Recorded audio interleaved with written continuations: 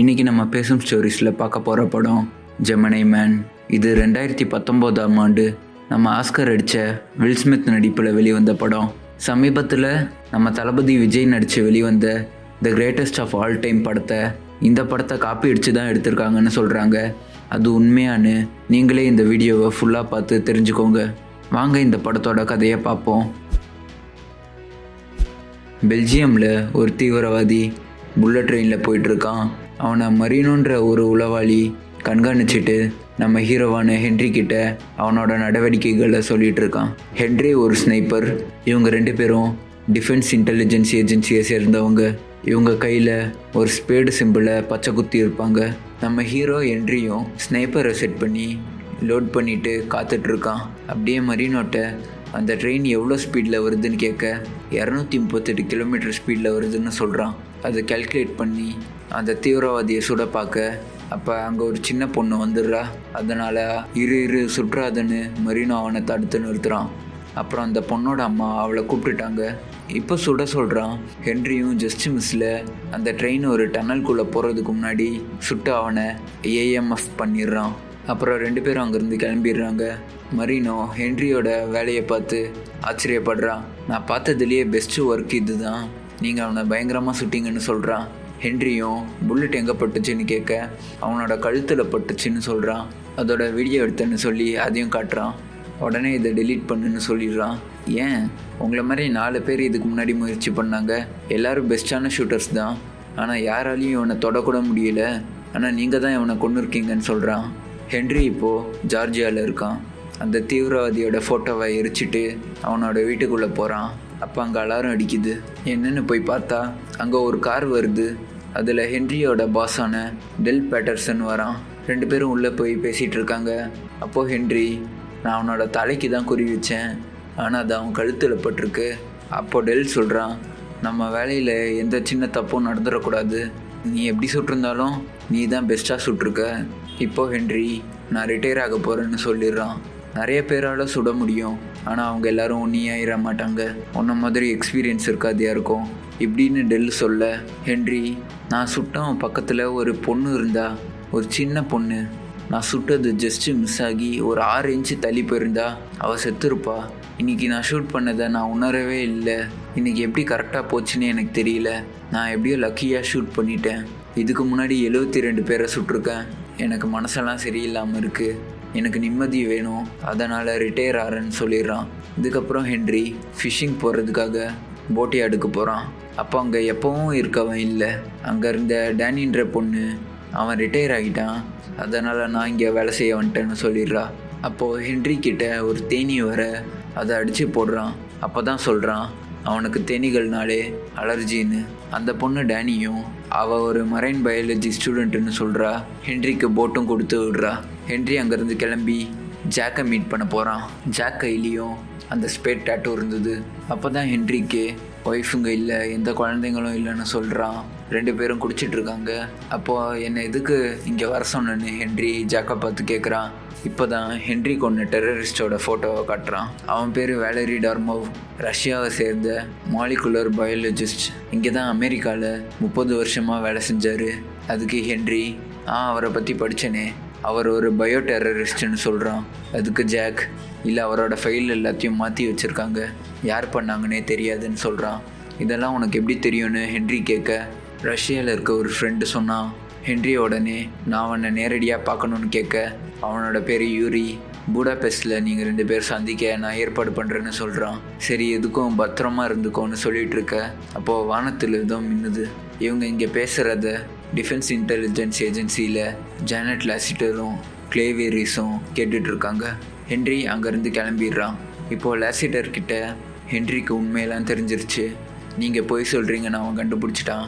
என்ன பண்ண போகிறீங்கன்னு வேரிஸ் கேட்குறான். அவன் டிஐஏவை சேர்ந்தவன். அவனை கண்காணித்து நாங்கள் அவனை அடக்கிடுறோம்னு சொல்கிறாங்க. அவனை அடக்க போகிறீங்களா? அவனை உங்களால் ஒன்றுமே பண்ண முடியாது. அவன் அளவுக்கு திறமைசாலி யாருமே இல்லை. நான் வேணா அவனை முடிச்சிடுறேன். இது எல்லாத்தையும் ரஷ்யன் அட்டாக் மாதிரி ஃப்ரேம் பண்ணிடலான்னு சொல்கிறான். லாசிட்டர், வேணாம், நாங்களே பார்த்துக்குறோன்னு சொல்ல, எப்படி நீங்கள் டோர்மோவை கொல்ல 4 தடவை மிஸ் பண்ண மாதிரியான்னு கேட்குறான். இதுக்கு ஜெமினி தான் செட் ஆகும்னு சொல்கிறான். ஹென்ரிக்கு ஈடாக உங்கள்கிட்ட யாருமே இல்லை, என்னால் தான் முடியும்னு சொல்கிறான். திரும்பவும் லாசிட்டர், இல்லை வேணாம் நாங்களே பார்த்துக்குறோன்னு சொல்கிறா. சரி கேட்டாவது போங்கன்னு வெரிஸ் விட்டுறான்.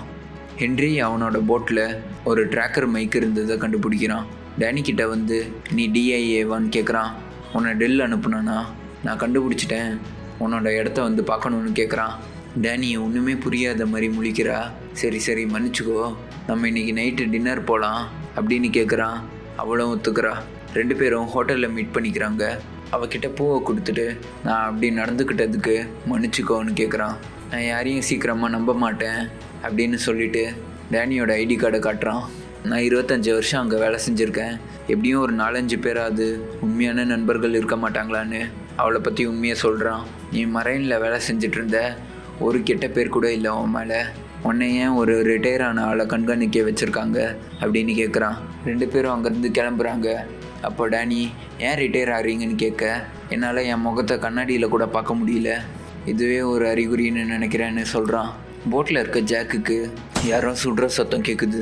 அவனை அடையாளம் தெரியாத யாரோ அட்டாக் பண்ணி கொன்னுடுறாங்க. ஹென்றி வீட்டில் படுத்துட்ருக்க அவன் ஃபோனில் அலாரம் வருது. அவனை கொல்ல ஆளுங்க வந்திருக்காங்கன்னு கண்டுபிடிக்கிறான். அவனோட பொருட்கள் எல்லாத்தையும் எடுத்துகிட்டு ஜாக்கு கால் பண்ணுறான். ஆனால் அவன் எடுக்கவே இல்லை. மரினோவுக்கு கால் பண்ணி உன்னை கொல்ல ஆளுங்க வந்துட்டுருக்காங்க, நீ அங்கேருந்து தப்பிச்சு போன்னு சொல்ல, அதுக்குள்ளே மரினோவையும் கொன்னுடுறாங்க. ஹென்றி அவன் வீட்டுக்கிட்ட இருந்த ஆளுங்களை கொன்னுட்டு டேனியோட வீட்டுக்கு போகிறான். அவகிட்ட உண்மையும் சொல்கிறான். என்னை கொல்ல ஆளுங்க வந்திருக்காங்க, நீ இன்னும் தூங்கிட்டு இருக்க, அப்போ உனக்கு எதுவும் தெரிஞ்சிருக்காது, அடுத்து உன்னையும் கொல்ல வருவாங்கன்னு சொல்கிறான். நீ வேலை பார்க்குற இடத்துலேருந்து ஒரு போட் எடு, நம்ம தப்பிச்சு போகலான்னு சொல்கிறான். டேனியை போய் சாவி எடுக்க போக அந்த இடத்துல ஒருத்தன் டேனியை கன் பாயிண்டில் மிரட்டுறான். 2 பேரும் சண்டை போடுறாங்க. நீ அவனை எங்கே இருக்கான்னு சொல்கிறியா, இல்லை உன் பல்லு எல்லாத்தையும் கழட்டிட்டு தெரிஞ்சுக்காவான்னு கேட்குறான். ஆனால் டேனி எப்படியோ அவனை பிடிச்சிட்றா. அவன்கிட்ட உன்னை யார் அனுப்புனதுன்னு கேட்குறா. அப்போ அங்கே ஹென்றி வந்துடுறான். அவன்கிட்ட இது எல்லாத்தையும் லாசிட்டர் தான் பண்ணியிருக்கான்னு சொல்கிறா. எப்படி உனக்கு தெரியும்னு கேட்க அவன் கையில் பல்ல கொடுத்துட்டு போகிறா. 2 பேரும் சேர்ந்து போட்டில் கிளம்புறாங்க. லாசிட்டரும் வேரிஸும் மீட் பண்ணிக்கிறாங்க. நம்ம அவனை எதிர்க்க ஒரு புது இனம் தான் தேவைப்படும், ஜெமினி அவனை பார்த்துப்பாங்க, இதை ஒரு ரஷ்யன் ஆப்ரேஷன் மாதிரி செட் பண்ணிடுறேன்னு சொல்கிறான். அவனுக்கு அரசு மரியாதை செய்ய ரெடி பண்ணுங்க, ஹென்றி மாதிரி ஆள்லாம் சண்டையில் சாகிறதுக்காக தான் பிறந்திருக்காங்கன்னு சொல்கிறான். டேனியும் ஹென்ரியும் ஒரு ஐலாண்டில் இருக்காங்க. அப்போ டேனி நீ ஸ்டேட்டுக்கு எதிராக போயிட்ட, அதனால தான் உன்னை கொல்ல வந்தான்னு அவன் சொன்னான்னு சொல்கிறா. நீ அதை நம்பிட்டியான்னு கேட்க 99% அவன் போய் சொல்கிறான். ஆனால் 1% சந்தேகமாக இருக்க இன்னும், அப்படி தானேன்னு கேட்க, ஏன் இதெல்லாம் நடக்குதுன்னு உனக்கு தெரியுமான்னு கேட்க, அது தெரிஞ்சால் நான் ஏன் அவன் கூட வெக்கேஷனில் இருக்க போகிறேன்னு சொல்கிறான் ஹென்றி. அப்போ அங்கே ஒரு பிளேன் வருது. அதில் ஹென்ரியோட ஃப்ரெண்டான பேரன் வரான். 2 பேரும் கட்டி பிடிச்சிக்கிறாங்க. டேனிக்கிட்டையும் இன்ட்ரடியூஸ் பண்ணுறான். இவன் தான் எனக்கு தெரிஞ்ச ஒரு பெஸ்ட்டு பைலட்டுன்னு சொல்கிறான். இவன் கையிலையும் ஸ்பேடு டேட்டூ இருக்குது. ஹென்றி டெல்லுக்கு கால் பண்ணுறான். கோவமாக அவன்கிட்ட பேசுகிறான். எனக்கு இதெல்லாம் தெரியும் ஹென்றி, ஆனால் நான் இது எல்லாத்தையும் பண்ணலைன்னு சொல்கிறான். நான் உனக்கு வேறு லைனில் வரேன் அப்படின்னு சொல்லிவிட்டு பக்கத்தில் இருக்க ஒரு பொண்ணுக்கிட்ட ஃபோனை வாங்கி பேசுகிறான். ஒரு பழைய ஃப்ரெண்டு லாசிட்டர் கூட சேர்ந்து இதெல்லாம் பண்ணுறான்னு சொல்கிறான். ஜெமினை அவனை தடுக்க முடியலை. டோர்மோவை ஏன் கொலை பண்ண சொன்னீங்கன்னு கேட்க அவனும் ஜெமினையில் வேலை செஞ்சுட்டு இருந்தான். அப்போ நீங்கள் என்ன வெரிஸ்க்கு வேலை செய்ய வச்சுருக்கீங்க அப்படி தானேன்னு கேட்குறான். டேனி இதிலேருந்து விட்டுருங்க, அவளுக்கும் இதுக்கும் சம்மந்தம் இல்லைன்னு சொல்கிறான். ஹென்றி டேனிக்கிட்ட இது எல்லாத்துக்கும் காரணம் ஜெமினைன்னு சொல்கிறான். அவங்கள பற்றி தெரியுமான்னு கேட்க தெரியுமே, அவங்க ஒரு ப்ரைவேட் மிலிட்ரின்னு சொல்கிறா. அப்போ ஹென்றி பேரனும் நானும் வேரிஸ்க்கு கீழே வேலை செஞ்சுட்டு இருந்தோம். அவன் மிலிட்ரியிலேருந்து போனதுக்கப்புறம் ஜெமினையை ஆரம்பித்தான். எங்களையும் வேலைக்கு எடுக்க பார்த்தான், ஆனால் நாங்கள் வேணான்னு சொல்லிட்டோம். அவங்க அங்கேருந்து கிளம்பி கொலம்பியாவுக்கு போகிறாங்க. அங்கே ஹென்றி ஜெமினை கணக்கில் வராத கொலைகளை பண்ண யூஸ் பண்ணிக்கிறாங்க. அவங்க வழிமுறைகள் எல்லாம் கொடூரமாக இருக்கும். ஹென்ரியும் தூங்க போக அப்போ அவனை ஃபாலோ பண்ணி ஸ்னைப்பர் வந்ததை பார்க்குறான். புல்லட் ப்ரூஃப் வெஸ்டெல்லாம் போட்டுட்டு ரெடியாகிட்டு டேனியை எழுப்புறான். நீ பேரன் கூட தப்பிச்சு போ அப்படின்னு சொல்லிவிட்டு பேரன்கிட்டையும் சொல்லிவிட்டு நான் அவனை டிஸ்ட்ராக்ட் பண்ணுறேன், நீங்கள் தப்பிச்சிருங்கன்னு சொல்கிறான். அப்படியே அவன் வெளியே நடந்து போயிட்டுருக்க இந்த ஸ்னைப்பரும் அவனை ஃபாலோ பண்ணுறான். அவனை சுட ஆரம்பித்து ஓட ஆரம்பிக்கிறான். ஒரு இடத்துல மறைஞ்சு எய்ம் பண்ணி வெயிட் பண்ணுறான். அவனும் வரான். ஆனால் அவன் முகத்தை பார்த்துட்டு ஹென்றி சுடாமல் விட்டுறான். ஸ்னைப்பர் திரும்ப சுட ஹென்றி ஒரு பில்டிங்குள்ளே ஓடி போகிறான். ஹென்றி படிக்கட்டில் ஏறி ஒரு கவரில் நிற்கிறான். அந்த ஸ்னைப்பரும் கீழே இருந்து மேலே வந்துட்டுருக்கான். அப்போது ஹென்றி நிறுத்து, நான் உன்னை சுட விரும்பலை, நீ யாருன்னு கேட்குறான். அதுக்கு அந்த ஸ்னைப்பரும், நீ வேணா என்னை சுடாம இரு, நான் உன்னை சுட்டுக்கலாம்லன்னு கேட்குறான். ஹென்றி பாம்பை தூக்கி போட்டு அங்கேருந்து ஓடி மாடிக்கு போகிறான். அங்கேருந்து கீழே இறங்கும்போது இந்த ஸ்னைப்பரை வந்து அவனை சுட அப்படியே அங்கேருந்து கீழே விழுந்து அப்படியே ஒரு பைக் எடுத்துகிட்டு அங்கேருந்து தப்பிச்சு போகிறான். ஹென்றி தெருக்கல்ல பூந்து போக அந்த ஸ்னைப்பரும் ஹென்ரியை ஃபாலோ பண்ணிகிட்டே இருக்கான். ஹென்றி அவனோட பைக்கை ஷூட் பண்ணி வெடிக்க வைக்க அவன் இன்னொரு பைக்கை எடுத்துகிட்டு துரத்திட்டு இருக்கான். டேனியும் பேரனும் இதை பார்க்குறாங்க. அவன் ஹென்ரியை பைக்கில் இருந்து கீழே விழ வச்சு கத்தியை வச்சு குத்த வர அப்போ அங்கே போலீஸ் வந்துடுறாங்க. ஹென்றி போலீஸ்கிட்ட சரண்டர் ஆகிடுறான். அந்த ஸ்னைப்பரும் எஸ்கேப் ஆகிடுறான். ஆனால் டேனி அந்த ஸ்னைப்பர் போட்டிருந்த கேப்பை எடுத்துக்கிறா.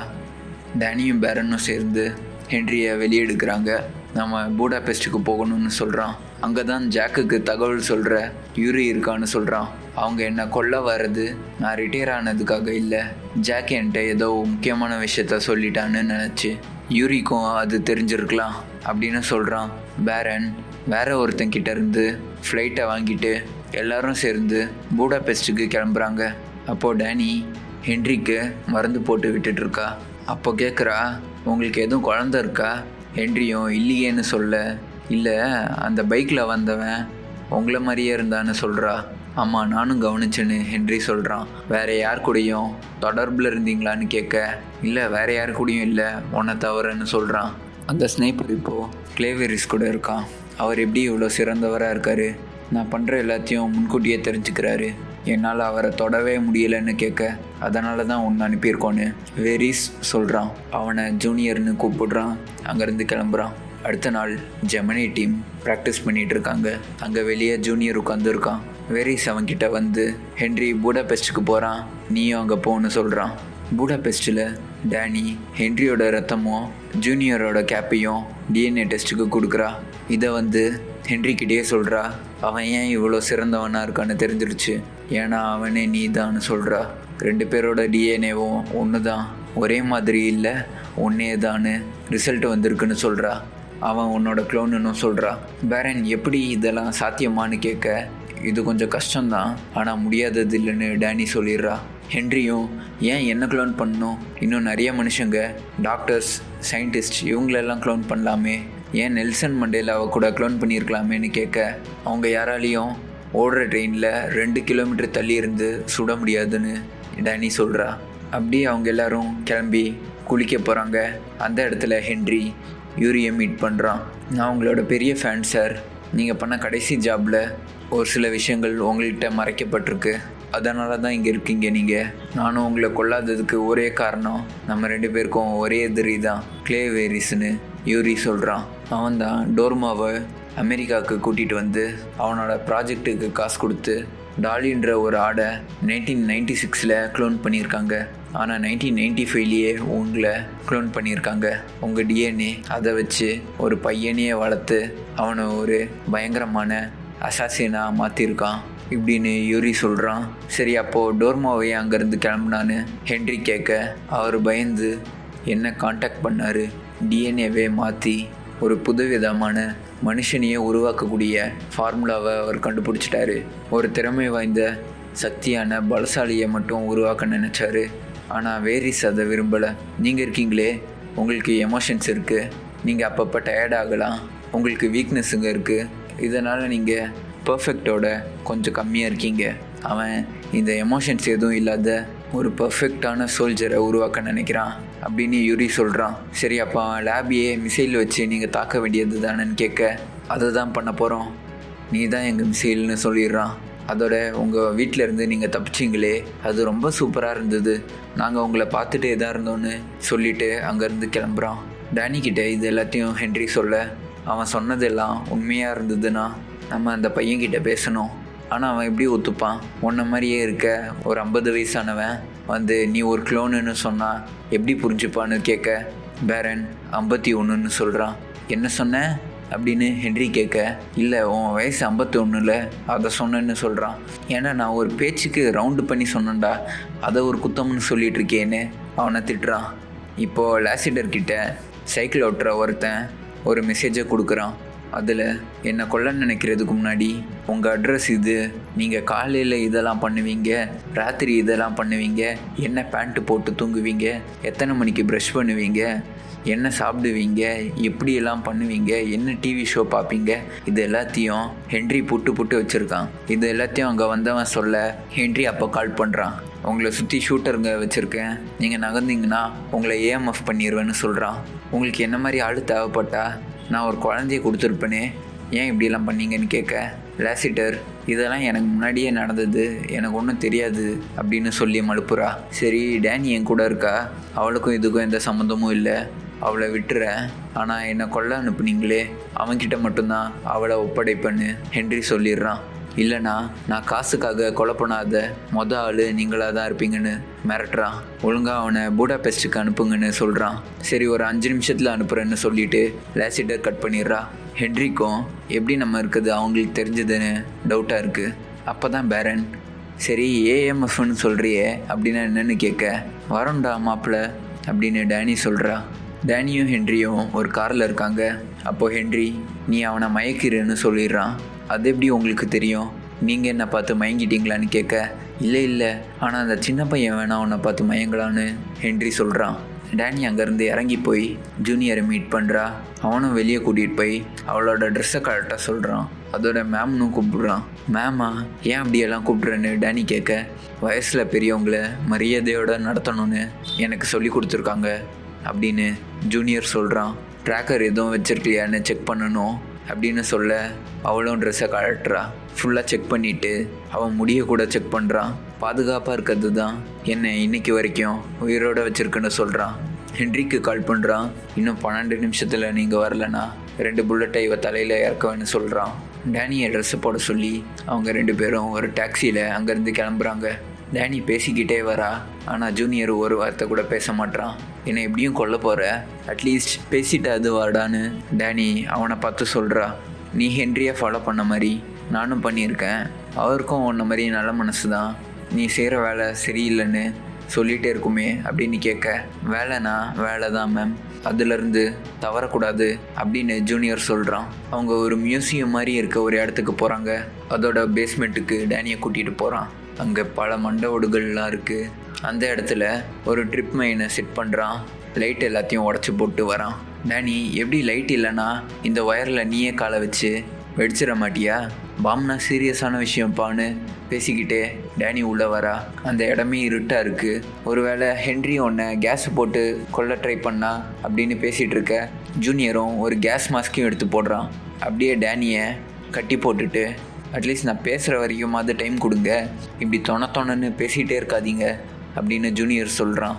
நீ ஏன் ஹென்ரியை கொல்ல வந்த அப்படின்னு கேட்க, அவர் எல்லையை மீறி போகிறாரு, 8 பேரை கொண்டு இருக்காரு, அதோட ஒரு உளவாளியையும் கொண்டு இருக்காரு அப்படின்னு ஜூனியர் சொல்ல, இல்லை அவங்க எல்லாரையும் தான் ஹென்ரியை கொல்ல அனுப்பியிருக்காங்க, அதோட என்னையும் கொல்ல ட்ரை பண்ணாங்க, அவங்க எல்லாரும் ஜெமனை ஆளுங்க, அந்த கொல்லப்பட்ட சோல்ஜர்லாம் வர்ஜினியாவில் செத்துருக்காங்க, ஆனால் அந்த உளவாளி சவானாவில் செத்துருக்கான். ஹென்ரியால் ரொம்ப தூரத்துக்கு சுட முடியும், ஆனால் அதுக்குன்னு இவ்வளோ தூரத்துக்கு சுட முடியாது அப்படின்னு டேனி பேசிகிட்டு இருக்க நைட் விஷன் கிளாஸஸையும் போட்டுக்கிட்டு அவன் வாயை அடைக்கிறான். அவன் காத்துட்ருக்க அவன் செட் பண்ண பாம்பு வெடிக்குது.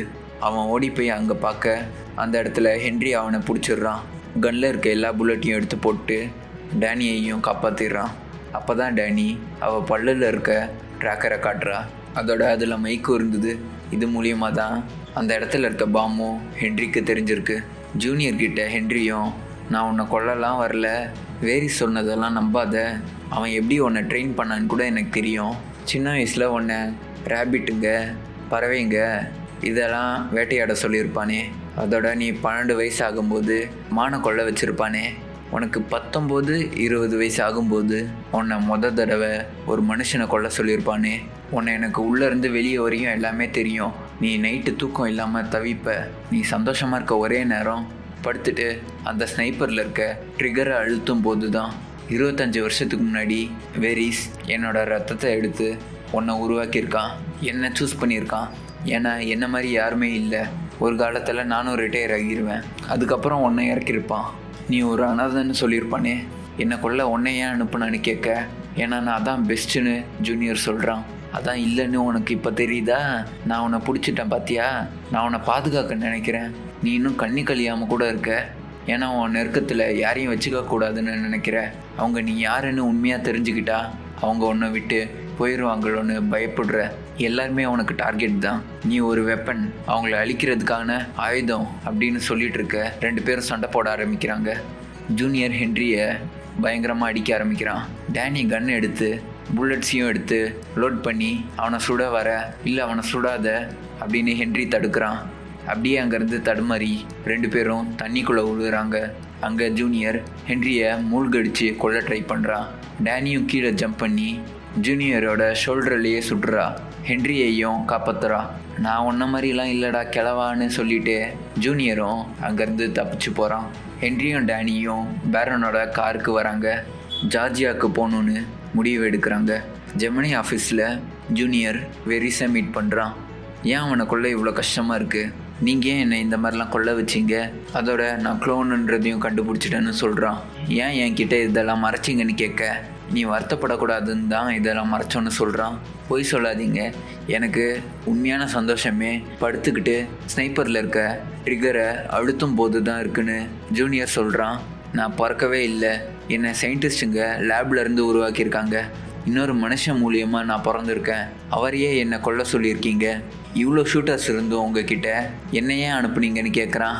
வேரிஸும் அவன் உன்னோட இருள், நீ அவனை கடந்து போகணும் அப்படின்னு சொல்ல, அவர் கிடையாது, நீங்கள் தான் என்னோட இருள்னு ஜூனியர் சொல்கிறான். அதுக்கு வேரிஸ், ஒரு அன்பான உன் மேலே அக்கறை கொண்ட ஒரு அப்பா இருக்கார். நான் உனக்கு ஹென்றி கிட்ட இருக்க எல்லா திறமையும் கொடுத்தேன். ஆனால் அவனோட வழியை தவிர நீ அவனோட சிறந்தவன் அப்படின்னு சொல்லிட்டு இருக்க. ஜூனியர் அழுக ஆரம்பிக்கிறான். வேரிஸும் அவனை கட்டி பிடிச்சிக்கிட்டு சமாதானப்படுத்துகிறான். ஹென்றி, டேனி, பேரன் 3 பேரும் ஜார்ஜியாவிலே இறங்குறாங்க. ஜூனியர் ஹென்றி மேலே தேனியோட விஷத்தை செலுத்திடுறான். ஹென்ரியும் வழியில் துடிக்க ஜூனியரே அதுக்கு மாற்று மருந்தை கொடுத்து அவனை காப்பாற்றுறான். என்னை மன்னிச்சிருங்க, நீங்கள் சொன்னது உண்மையான செக் பண்ணுறதுக்காக தான் இப்படி பண்ணேன்னு சொல்லிடுறான். பேரனும், சரி நீ எங்களை எப்படி கண்டுபிடிக்கிற? நாங்கள் எங்கே போனாலும் வந்துடுறியே எப்படின்னு கேட்க, நாங்கள் உங்களை எப்பயுமே ட்ராக் பண்ணிகிட்ருக்கோம் அப்படின்னு சொல்லிட்டு ஹென்ரியோட இடுப்பை கிழிச்சு அதிலேருந்து ஒரு ட்ராக்கரை எடுக்கிறான். 3 வருஷத்துக்கு முன்னாடி உங்களுக்கு பண்ண ஒரு ஆப்ரேஷனில் இதை வச்சுட்டாங்கன்னு ஜூனியர் சொல்கிறான். அதை அங்கேருந்து தூக்கி போட்டு எல்லாரும் காரில் கிளம்புறாங்க. ஜூனியர் ஹென்றி கிட்ட அவனை பற்றி கேட்டு தெரிஞ்சுக்கிறான். இந்த வேலையால் நீ என்னெல்லாம் ஆக முடியாதோ அதுவாக மாறுன்னு சொல்கிறான். ஒரு நல்ல ஹஸ்பண்டாக, ஒரு நல்ல அப்பாவாக மாறு. நான் தான் அது எல்லாத்தையும் பண்ணாமல் விட்டுட்டேன். 2வது தடவை என்னோட க்ளோனும் அதே தப்பு பண்ணக்கூடாது அப்படின்னு சொல்கிறான். அப்புறம் உன்னோட பேர் என்னன்னு ஹென்றி கேட்க, கிளே ஜூனியர்னு சொல்கிறான். அப்போ அவனுக்கு உண்மையான பேரே இல்லை, இதுவும் ஒரு காரணமாக வச்சு வேலையேறுன்னு சொல்கிறான். அப்போ வேரிஸ் ஜூனியருக்கு கால் பண்ணுறான். நீ ஹென்றி கூடியா இருக்கன்னு கேட்க, இல்லையே, நீங்கள் அவனை கொல்ல சொன்னீங்களே, நான் ஏன் அவன் கூட இருக்க போகிறேன் அப்படின்னு சொல்கிறான். சரி அதெல்லாம் விடு, நீ அங்கேருந்து இறங்கி ஓடிடு, நீ பாதுகாப்பாக இருக்கணும், அதுதான் எனக்கு முக்கியம்னு சொல்கிறான். ஏன், எதுக்கு அப்படின்னு ஜூனியர் அவன்கிட்ட கேட்க, ஏன்னா நான் உன் அப்பாடான்னு சொல்கிறான். அப்போ அவங்க காரை நோக்கி ஒருத்தன் ராக்கெட் லான்ச்சர் அனுப்புகிறான். ஜூனியர், ஹென்றி அப்புறம் டேனி 3 பேரும் தப்பிச்சிடுறாங்க. ஆனால் பேரன் மட்டும் உள்ளே மாட்டிக்கிறான். காரும் வெடிச்சிருது. ஜூனியர் பயந்து அங்கேருந்து ஓடி போயிடுறான். டேனியும் ஹென்ரியும் ஓடி போய் அவங்கள ஜெமினை சுற்றி வளைக்கிறாங்க. ஜூனியர் வேரிஸை ஒரு மாடியில் சந்திக்கிறான். இது எல்லாத்தையும் நிறுத்துங்கன்னு சொல்கிறான். வேரிஸும் அப்போது அவன்கிட்ட நிறைய எதிர்பார்த்துட்டேன் போல் அவன் செத்தே ஆகணும்னு சொல்கிறான். இப்போது ஜெமினை சேர்ந்த ஆளுங்க மிஷின் கன் எடுத்துகிட்டு ஹென்றி இருக்க பில்டிங்கை நோக்கி சுடுறாங்க. ஹென்ரியும் டேனியும் தவழ்ந்து தப்பிச்சு போக பார்க்குறாங்க. வேரிஸ் ஜூனியர் கிட்ட, நீ என்னை கொண்டுட்டு வேணா ஜெமினியை அவன் கண்ட்ரோல் எடுத்துக்கோ அப்படின்னு சொல்கிறான். மறுபக்கம் ஹென்றி ஒரு சில ஜெமினி கார்டுங்களை சுட்டு கொள்கிறான். அங்கேருந்து வெளியே சுட்டுக்கிட்டே போகிறாங்க. ஜூனியரும் வேரிஸும் சண்டை போட்டுக்கிறாங்க. அதில் வேரிஸை அவன் தோக்கடிச்சிடுறான். அவனும் சுற்று என்ன யோசிக்கிற அப்படின்னு சொல்ல அவனை அடித்து போட்டுறான். டேனிக்கும் காலில் அடிபட்டுருது. ஹென்றி அவளை ஒரு கடைக்குள்ளே இழுத்துட்டு போயிடுறான். நிறைய பேர் அவங்கள சுற்றி வளைக்கிறாங்க. ஜூனியர் அவங்க எல்லாரையும் கொண்டுட்டு இவங்க கூட வந்து சேர்ந்துக்கிறான். நான் அவங்கள விட்டு அப்போ ஓடி போயிருக்கக்கூடாது, என்னை மன்னிச்சிருங்கன்னு சொல்கிறான். இன்னும் வெளியே வேறு யாரும் இல்லை, வேரிஸையும் நான் சமாளிச்சிட்டேன் அப்படின்னு சொல்கிறான். இப்போ வேரிஸ் கிட்ட ஒரு ஜெமினை மேன் வரான். அவனை கொலை பண்ண சொல்கிறான். அவனும் ஆக்ரோஷமாக அங்கே இங்கே தாவி தாவி ஓடிக்கிட்டே ஹென்றி இருக்க பில்டிங்க்கு மேலே வந்து நிற்கிறான். அப்படியே உள்ளே பூந்து ஹென்ரியையும் ஜூனியரையும் அடிக்க ஆரம்பிக்கிறான். அவனை தோக்கடிக்க இவங்க 2 பேரும் ரொம்ப கஷ்டப்படுறாங்க. அவன் ரொம்ப வேகமாக இருக்கான். அவன் மேலே சுட்டாலும் அது அவனை எதுவுமே பண்ண மாட்டேங்குது. ஷாட்கன்லேயும் சுட்டு பார்த்தாங்க, அதுவும் வேலைக்காகலை. அவன் அப்படியே தாவி தாவி பல்ட்டி அடிச்சுலாம் சண்டை போடுறான். அவனை சமாளிக்க முடியாமல் கஷ்டப்படுறாங்க. அப்போது டேனி அங்கேருந்த ஒரு பெட்ரோல் கேன் எடுத்து அவன்கிட்ட போட்டு சுட்டு அவனை எரிக்கிறா. ஆனால் அவன் அதையும் மீறி நடந்து வந்துட்டுருக்க ஜூனியர் நிறைய முறை சுட்டு அவனை தோக்கடிக்கிறான். அப்போ அவனோட மாஸ்கை கழட்டிட்டு பார்த்தா அதுவும் இன்னொரு க்ளோனாக இருந்தது. அவனுக்கு வலினா என்னன்னே தெரியல. எரிகிறது கூட உணராமல் அவன் அங்கேயே இருந்து செத்து போகிறான். எல்லாரும் ஆச்சரியமாக பார்த்துட்ருக்காங்க. அப்போ அங்கே கிளேவேரிஸ் வரான். அவன் ஹென்ரியை பார்த்து, நீ தான் எனக்கு இன்ஸ்பிரேஷன். என்கிட்ட இருந்த எல்லா சோல்ஜரும் உன்ன மாதிரியே திறமைசாலிங்களாக இருக்கணும். இந்த நாட்டுக்கு அந்த மாதிரி சோல்ஜருங்க தான் தேவைப்படுறாங்க. அதனால் அவனோட உணர்ச்சிங்க எல்லாத்தையும் அவனோட டிஎன்ஏலேருந்து எடுத்துட்டோம். இதனால் மனுஷங்க யாரும் சாவ தேவையில்லை. யாரும் போருக்கு போயிட்டு வந்து மனநலம் பாதிக்கப்பட்டு இருக்க தேவையில்லை. இது மாதிரி நம்ம உருவாக்கிக்கிட்டே இருந்தால் போரில் மனுஷங்க கஷ்டப்பட தேவையே இல்லைன்னு சொல்கிறான். இன்னும் எத்தனை பேரை தான் என்ன மாதிரி உருவாக்கி வச்சுருக்கேன்னு ஹென்றி கேட்குறான். ஜூனியர் ஒருத்தன் மட்டும்தான் மிஞ்சிருக்கான் அப்படின்னு வேரிஸ் சொல்லிடுறான். இதுக்கு இப்போவே ஒரு முடிவு கட்டுறான்னு ஜூனியர் வேரிஸை கொல்ல ட்ரை பண்ண ஹென்றி அவனை தடுக்கிறான். நீ இப்போ இவனை சுட்டனா இந்த குற்ற உணர்ச்சி உன்னை விடவே விடாது. அதனால் கன்னை இப்படி கொடுப்பான்னு வாங்கிக்கிட்டு ஹென்றி வேரிஸை சுட்டு கொன்னுடுறான். அதுக்கப்புறம் டெல்லை பார்க்க போகிறான். ஜெமினியையும் குளோனிங்கையும் இழுத்து மூடிட்டாங்க. இனிமேல் ஜூனியரையும் யாரும் தொந்தரவு பண்ண மாட்டாங்க. நானும் லாசிடருக்கு எதிராக ஆதாரங்களை சொல்லிட்டேன். அதோட என்னை மன்னிச்சிரு, நான் உனக்காக எதுவுமே பண்ண முடியாமல் போயிடுச்சுன்னு சொல்கிறான். ஹென்ரியும் சரின்னு சொல்லிவிட்டு அங்கேருந்து கிளம்புறான். 6 மாதங்கள் ஆகுது. ஹென்ரியும் டேனியும் மீட் பண்ணிக்கிறாங்க. இப்போ தான் நான் நிம்மதியாக தூங்குறேன்னு ஹென்றி சொல்கிறான். அப்போ அங்கே ஜூனியர் அவன் ஃப்ரெண்டுங்க கூட வர ஹென்ரியையும் மீட் பண்ணுறான். அவன்கிட்ட பாஸ்போர்ட், பர்த் சர்டிஃபிகேட், லைசன்ஸ் எல்லாத்தையும் கொடுத்து அவனோட புது பேரான ஜாக்சனையும் தெரிஞ்சுக்கிறான். அதோட அவன் இன்ஜினியரிங் படிக்க ஆரம்பிக்கிறான். 30 வருஷம் கழித்து நான் உங்களை மாதிரி தான் இருக்க போகிறேன் நான் ஹென்ரியை பார்த்து கேட்குறான். ஆமாண்டா, நான் 50 வயசு, வைரம் பாஞ்ச கட்டடா அப்படின்னு ஹென்றி சொல்லிகிட்டு இருக்க டேனி 51 வயசு அப்படின்னு நைஸாக சொல்கிறா. அப்படியா, இப்போ கூட ரேஸ் வச்சுப்போம், யார் ஜெயிக்கிறான்னு பார்க்கலாமான்னு சந்தோஷமாக எல்லாரும் அங்கேருந்து கிளம்புறாங்க. இந்த பேசும் ஸ்டோரி உங்களுக்கு பிடிச்சிருக்குன்னு நினைக்கிறேன். உங்களுக்கு இந்த படம் இந்த கோட் படம் மாதிரி ஃபீல் ஆச்சா, இல்லை அதுக்கும் இதுக்கும் சம்மந்தமே இல்லை அப்படின்னு தோணுதா அப்படின்னு கமெண்ட்ஸில் சொல்லுங்கள். என்ன கேட்டிங்கன்னா, இந்த படத்தை பார்த்து இன்ஸ்பயர் பண்ணி எடுத்திருக்காங்கன்னு சொல்லுவேன். அதாவது டிஏஜிங், இல்லை ஒரு சில சீனுங்க மற்றும் இந்த க்ளோனிங் மேட்டர். மற்றபடி இதை தவிர 2 படத்துக்கும் எந்த ஒத்துமையும் நான் பார்க்கல. ஆர் ஏதாவது சின்ன சின்ன விஷயங்கள் மேபி இருக்கலாம். கோட்டு படம் மோஸ்ட்லி இந்த படத்தை இன்ஸ்பயர் பண்ணி எடுக்கப்பட்ட படம் அப்படின்னு சொல்லலாம் தவிர ஜெமினி மேனை காப்பி அடித்து எடுத்த படம்னு சொல்ல முடியாது. இல்லை உங்களுக்கு மாற்று கருத்து இருந்தால் அதையும் சொல்லுங்கள், நானும் தெரிஞ்சுக்கிறேன். வேறு ஒரு பேசும் ஸ்டோரியில் உங்களை வந்து பார்க்குறேன். அது வரைக்கும் நான் உங்கள் PS. BU Be Dynamic.